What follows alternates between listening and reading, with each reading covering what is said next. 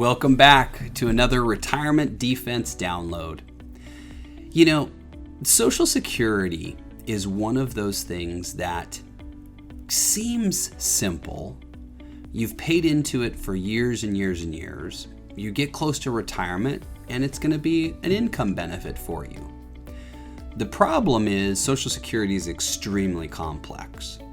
There's everything from how many years did you pay in, how it's going to be taxed, what are the earnings tests in the event that you're still working when you collect benefits, when do you get to start benefits, 62?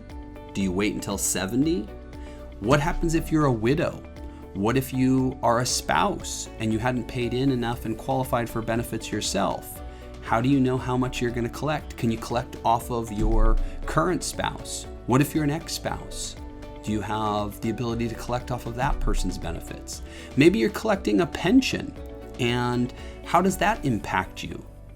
So Social Security is one of those areas that we really want to spend time and understand each of the key components and how they impact you. So I thought I'd take a minute and touch on just some high-level key things to think about when it comes to Social Security.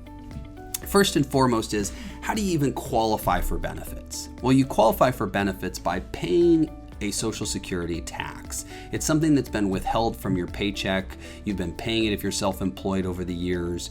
And we've built up this pot that's ultimately been saved and set aside for you.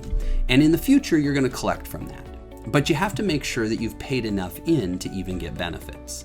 And they look at how many credits that you've earned to determine if you've qualified. And you have to have 40 credits. If you haven't gotten those 40 credits, then you need to work longer to get the full amount of credits so that you can collect a benefit. Next, we want to say, okay, I've qualified and I can collect benefits, but now what do I do with when I should take those benefits? Well, your benefit ability begins at 62 under most situations. And you can collect at 62, but it's a reduction in the benefit that you would ultimately receive if you waited until full retirement age. Full retirement age is 66 for most people. It might be 66 in a couple months, or even 67 for those of us that are younger. But that's when you get your full benefit amount. If you choose to take it earlier at 62, they're going to reduce the benefit that you can collect. Now, on the flip side, you could also wait and take the benefit at 70. That's the latest that you can defer Social Security. And by deferring it, you get what's called delayed retirement credits, where they increase the benefit over time because you chose to wait. It allows that pot to grow more. Now, once you start taking those benefits, you're going to also receive some inflation adjustment.